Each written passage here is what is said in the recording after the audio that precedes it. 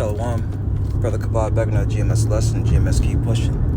Before I go any further, I give all praise, honor, and glory to the Heavenly Father's only begotten Son, Yahweh, Bahashem, Yahweh Shai, Bahashem, Rakakwadash. Double honors to our apostles and elders at Great Millstone for teaching us His truth according to the Bible and rule well.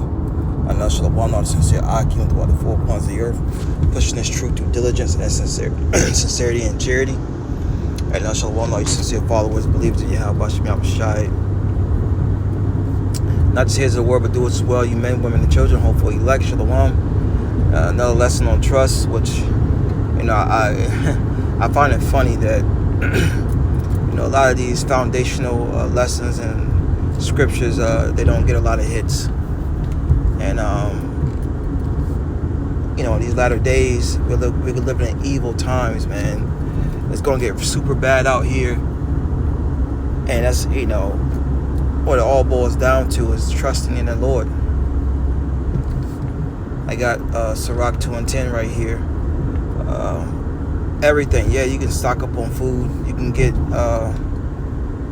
certain survival things. But at the end of the day, it's all going to boil down to us, the hopeful elect, Lord willing. I'm a part of that number. And you sincere Akim and Akwaf that listen. Okay, trusting in the Lord.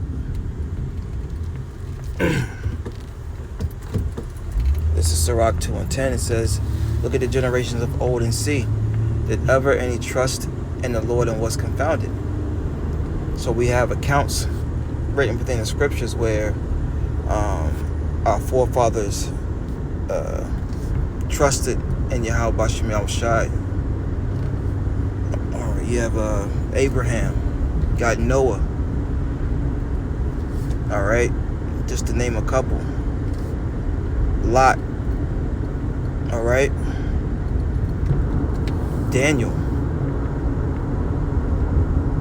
And when you trust in something, it's a firm confidence, a firm belief, which equals out to faith. And when you read Ephesians, the 2nd chapter, it is a gift around the 8th verse. Faith in Yahweh Bashim Yahushai, once again, the world calls God and Jesus Christ, is a gift. And those that have it, they're going to trust in Him through what? This word. And through the different trials that the Heavenly Father, through His only begotten Son, are going to, bring us through. May lost job. All right. May lose a home,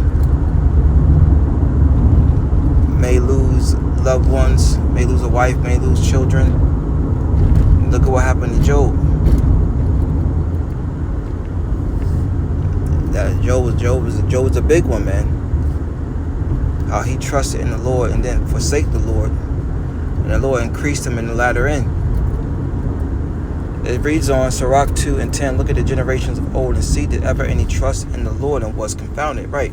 Were they put to shame for trusting in the Lord? And the answer is no. Going back to, since I'm at a stoplight, I'll get a quick precept.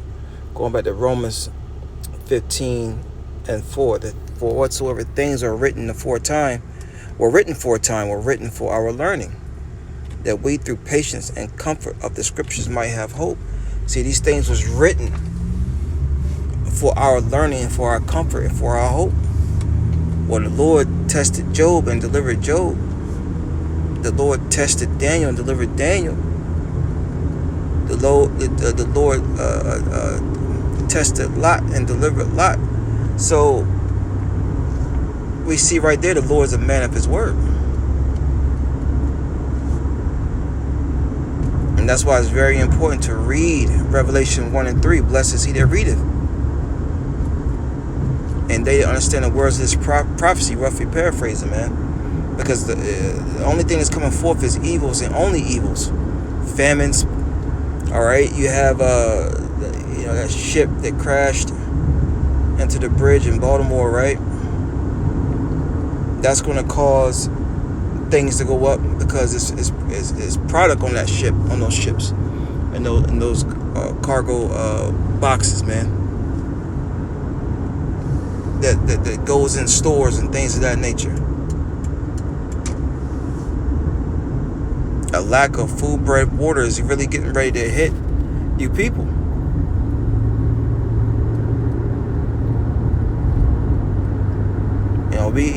It's a saying, you can talk to your mouth, catch on fire. But our people are not going to understand until these evils are upon them. And then that's when they're going to try to seek the Lord. But the Lord said what? He's not going to answer when you call upon him. Going back to Proverbs 1. All right. So going back to Sirach chapter 2, which is a heavy chapter. All right. It's a heavy chapter. It's a beautiful chapter as well.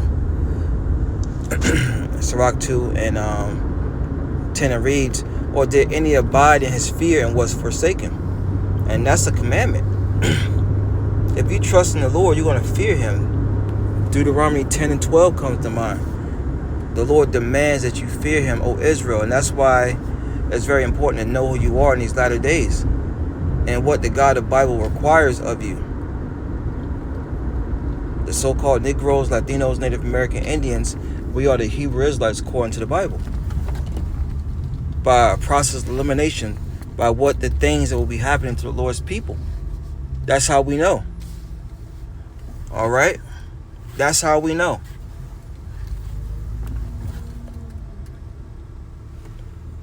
Being called all different types of proverbs and bywords.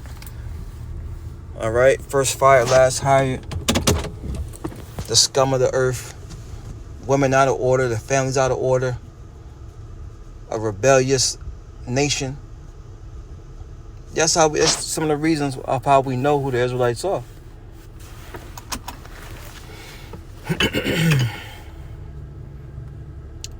or did any abide in his fear? The fear of the Lord is the beginning of knowledge. Proverbs 1 and 7. Anyways, it reads on. Sirach 2 and 10 says, and was forsaken, or whom did he ever despise that called upon him? Right, who did the Lord ever hate that called upon his name in sincerity? Because you got guys that call upon the name of the Lord, but it's not in sincerity. It's not with honesty. Okay, you have to call on the Lord with an honest heart, man. Not wavering. Because there's nothing too hard for our power. As the scriptures say. And these days that we're living in, we're going to have to trust and believe in that. Speaking to myself first and foremost, because I'm doing this lesson. Okay? Times are going to get hard. You're going to, those that have wives, they're going to buck up. Some may not, but some may buck up. Right? You remember John Q? John, you got to do something. Right? That woman going to stress you out. Kids going to be hungry. But guess what? You got to lean on the Lord, and the Lord's going to direct thy paths. You got to remember the scriptures. King David said it. He's been old, young and now old, and has not seen the righteous forsaken, nor their seed begging bread. And these are scriptures that we got to hold fast to, man, because once again, turbulence is coming. Wars being, family members going to be shipped off to the wars. This draft. Martial law is getting ready to beat down every street corner in America. And once again, so what if some don't believe?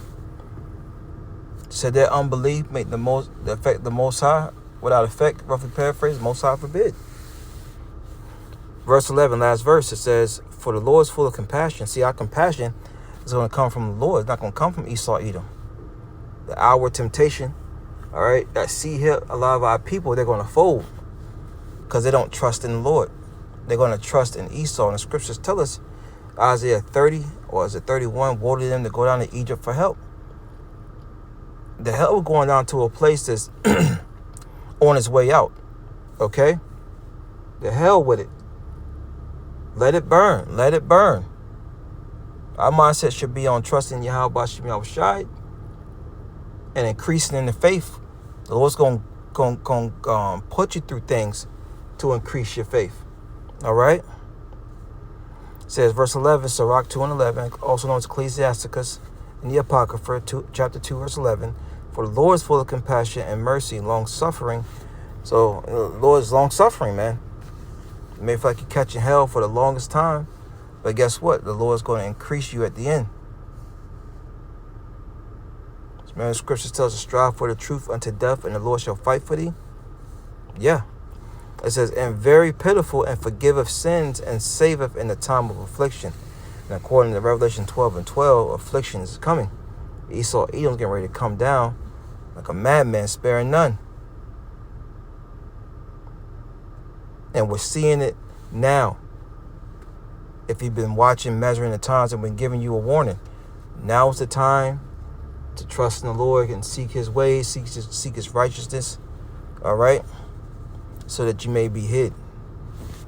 Giving all praise, honor, and glory to Heavenly Father, His only begotten Son, Yahweh, Bahashem, Yahushai, Bahashem, Kakwadash. Double honors to our apostles, great millstone. Shalom.